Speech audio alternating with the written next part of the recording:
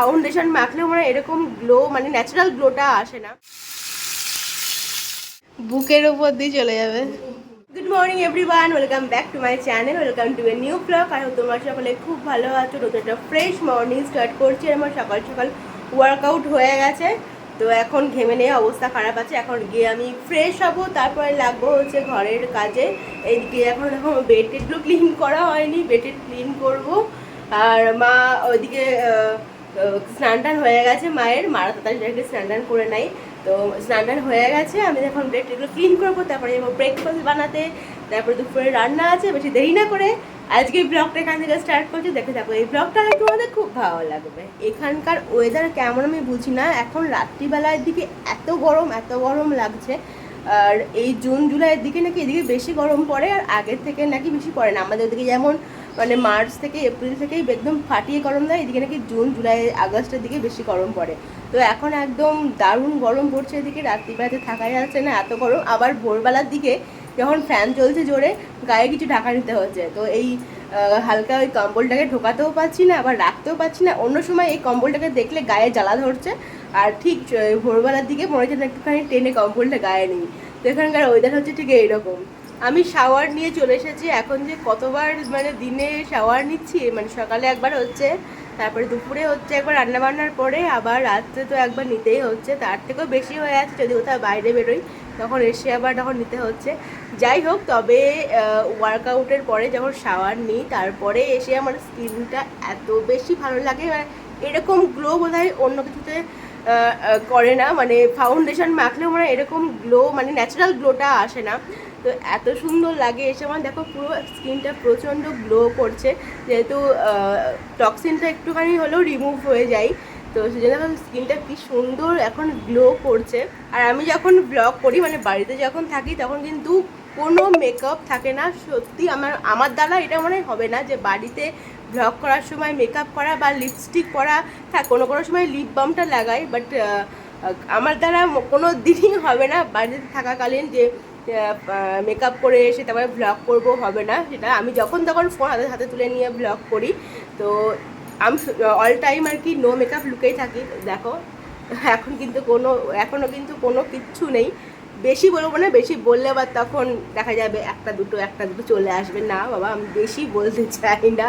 তো হ্যাঁ, তোমাদের সঙ্গে শেয়ার করলাম যে দেখো যে শাওয়ার নেওয়ার পরে স্কিনটা বেশ কিন্তু ভালো হয়ে যায়।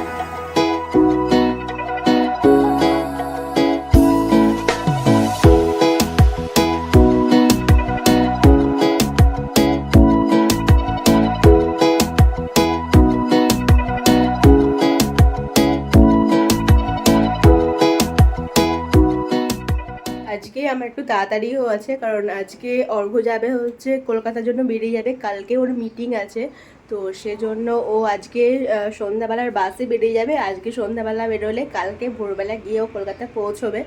তো সেজন্য আর কি তাই তাড়াতাড়িও আছে, খাওয়া দাওয়া করে রেস্ট নিয়ে তারপরে তো আবার যাবে। তো তাড়াতাড়ি রান্নাবান্না করতে হবে। এদিকে স্যার কালকে মিটিংয়ে যে জামাটা পরবে, তো সেটাই আমি ওয়াশ করে দিয়েছিলাম। এখন গিয়ে সেটাকে আয়রন করবো। এই নতুন জামাটা তো এটাই পরবে, ও পছন্দ করেছে। তো এটা কালকে ওয়াশ করে দিয়েছিলাম, এখন গিয়ে এটাকে আয়রন করব। আর দেখি যে কী আয়রন করতে হবে, যে একটু সব কিছু মিলিয়ে তাড়াহুড়োর মধ্যেই আছি। অর্ঘ্যর প্যান্ট, শার্ট অ্যান্ড রুমাল রেডি একদম আয়রন করে। রান্নাবান্না শুরু করে দিয়েছি। আজ করছি এই যে এখানে হচ্ছে পুঁই শাকের চচ্চড়ি, আর মাছ এনেছে। আজকে এনেছে চিতল মাছ, আর তার সঙ্গে হচ্ছে এটা বলছে মোরলা মাছ, কিন্তু আমি জানতাম যে মোরলা মাছ একটু ছোট ছোট হয়, জানি না এটা মোরলা মাছ কিনা। তো এই ছোট ছোট মাছগুলো করব, খুব ছোটও না, দেখো ট্যাংরা মাছের মতো সাইজ। তো এটা করব হচ্ছে আলু বেগুন দিয়ে করব, এই মাছটা ঝাল মতো করব। আর চিতল মাছটা হালকা করে জাস্ট ঝোল করব। আর এখানে আমি বসিয়েছি হচ্ছে কাঁঠালের বীজটা এখানে সেদ্ধ হচ্ছে, এটা ভাজা করব।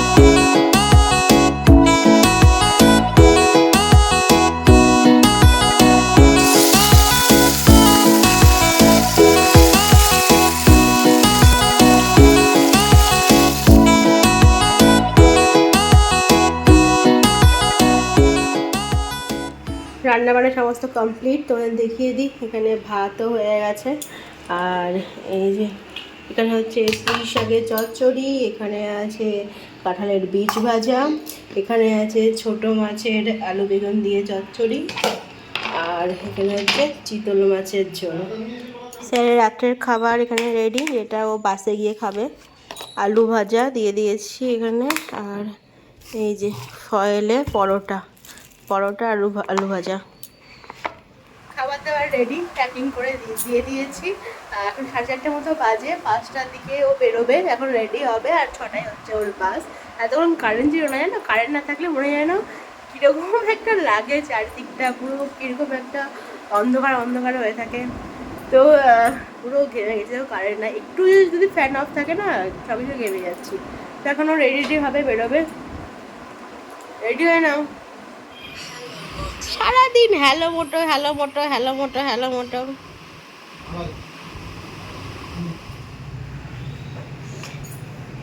Happy journey. আরে বাবা, নায়ক ভাব বলে। তুই রাহুলের মতো করছো কেন? রাহুলের কথা মনে করলে তাই। Charger, phone, headphone. জল নিয়ে যাবে নাকি? না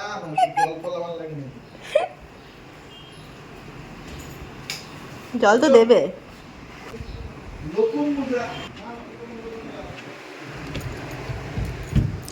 একই ডিস্টেন্স। শ্যামলী, দেখো শ্যামলী কত দূর।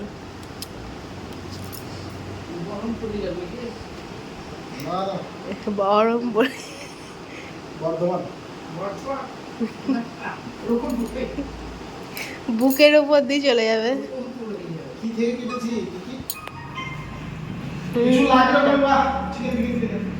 কিছু লাগবে না, টাটা। Alexa stop. আজকে একটু বেশি ঘেমে গেছি, আজকে প্রচণ্ড ঘেমে গেছি। আজকে অ্যাকচুয়ালি বেশি একটু ওয়ার্কআউট করা হয়ে গেছে। প্রথমের দিকে না এনার্জি পাই না, এই মনে হয় যেন থাক এরকম মনে হয়। লাস্টের দিকে মনে হয় যেন আরও করি এই করতে করতে তারপরে আজকে বেশি একটু করা হয়ে গেছে, প্রচণ্ড হাঁপিয়েও গেছি। ওই যে আলেক্সাকে চালিয়ে দিই, তারপরে আমি ওয়ার্কআউট করি ইচ্ছা মতো। যাই হোক, গুড মর্নিং, নেক্সট ডে। কালকে তো অর্ঘ কলকাতা পৌঁছে গেছে, অ্যান্ড আজকে সকালে ওর মিটিং স্টার্টও হয়ে গেছে। মিটিং স্টার্ট হওয়ার আগে একবার কল করেছিল।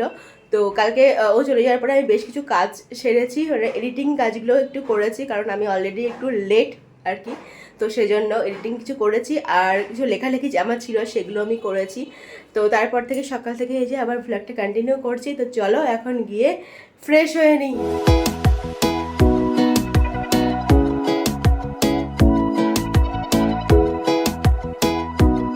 রান্নার দিকে আমি বসে দিয়েছি। আজকে বেশি কিছু না, ভাত হচ্ছে, ডাল সেদ্ধ আর মাছের তরকারি কালকে অনেকটাই লেফট ওভার আছে, তো সেটা দিয়ে ভালো মতো হয়ে যাবে।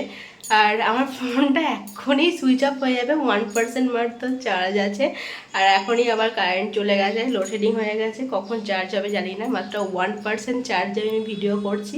তো এইটুকুই হচ্ছে আপডেট। এখনও অবধি ভাত বসিয়ে দিয়েছি, হয়ে যাবে। এদিকটা দেখো কীরকম কালো হয়ে মেঘ হয়ে এসেছে, একদম পুরো কালো হয়ে মেঘ হয়েছে। আর এই গাছটা দেখো কীরকম বড় গাছ আর জড়িয়ে ধরেছে, সুপারি গাছটাকে টোটালটা বড় গাছে জড়িয়ে ধরেছে, দেখতে ভালো লাগছে। যদিও কারেন্টটা চলে এসেছে, আর আমি ভাবলাম যে এখন একটু রাত্রের খাবারটাও বানিয়ে রাখি। তো রাত্রের জন্য আমি করছি, মাশরুমটা করছি। এই যে মাশরুমটা এখানে নুন আর হলুদ দিয়ে সেদ্ধ করে নিয়েছি। আগের দিন করেছিলাম না, তো আগের দিন করেও এতটা বেঁচে ছিল, তো ভাবলাম যে এখনই বানিয়ে রাখি, তাহলে রাত্রে অতটা চাপ হবে না, রুটিটা করে নিলেই হবে। তো দুপুরে সমস্ত কিছু হয়ে গেছে, এখন এই যে মাশরুমটা বানাচ্ছি। এতক্ষণ আমি একটু লেখালেখি করছিলাম, আমার আবার লেখালেখি শুরু হয়েছে। তোমাদের বলেছি কি না ঠিক আমার মনে নেই। আমি বিএডে অ্যাডমিশন নিয়েছি, আর বিএডে জানো যে কত রকম মানে হাতের কাজ, তারপর লেখালেখি, প্রচুর প্রজেক্ট, অনেক কিছু থাকে। তো সেজন্যই আর কি এই লেখালেখিগুলো কমপ্লিট করতে হচ্ছে।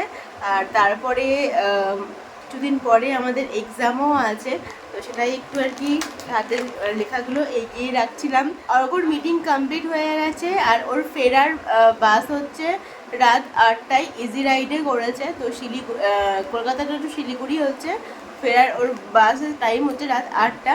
তো এখানে পৌঁছতে মোটামুটি সকাল 7:30 8টা তো বেজেই যাবে, প্রায় কিছু না হলেও 12 ঘন্টা 11.5 ঘন্টা সময় লেগে যায় কলকাতা টু শিলিগুড়ি। আজকে রাত্রে রান্না বান্নার সেরকম কোনো চাপ নেই, কারণ দুপুরেই আমি তরকারি বানিয়ে রেখে দিয়েছি, মাশরুমের তরকারি। আর এখন গিয়ে একটু রুটি করে নেব। তো রুটি আর মাশরুমের তরকারি রাত্রে ডিনারে হবে। জাস্ট রুটিটা ভাজবো, তারপরে আর কি খাওয়া দাওয়া করবো। মাঝে মধ্যে আমি এটাই ভাবি, আগে একটা রেসিপি বানাতে বা একটা তরকারি বানাতে বা কিছু একটা বানাতে হলে আমার কতক্ষণ সময় লাগতো, আর ভাবতাম যে কীভাবে করব।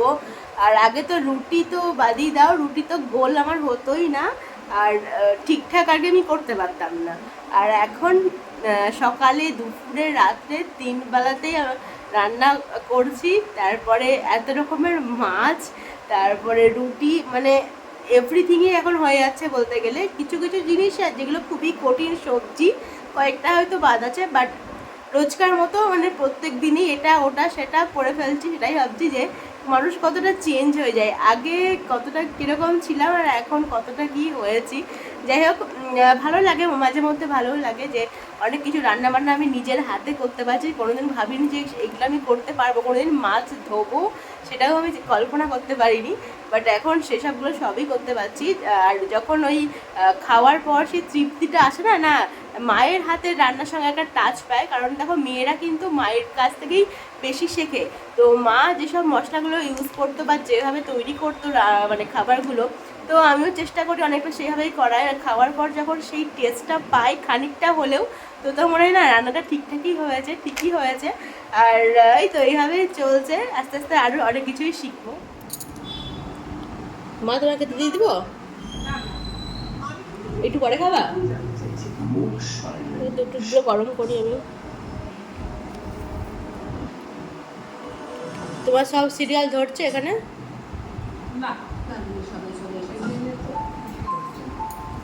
এইগুলো দেখো না তুমি?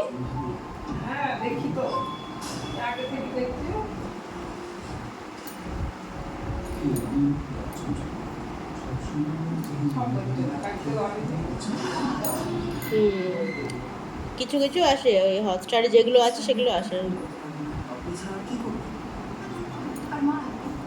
চলো তাহলে আজকের মতো ব্লগটা আমি এখানে এন্ড করছি। ছেড়ে যাওয়ার আগে আমি করতে হবে, please do like, comment, share আর সাবস্ক্রাইব করে দিতে চ্যানেল। তোমাদের সঙ্গে দেখা হচ্ছে নতুন একটা ইন্টারেস্টিং ব্লগ নিয়ে। Till then stay happy and stay safe. Good night, tata.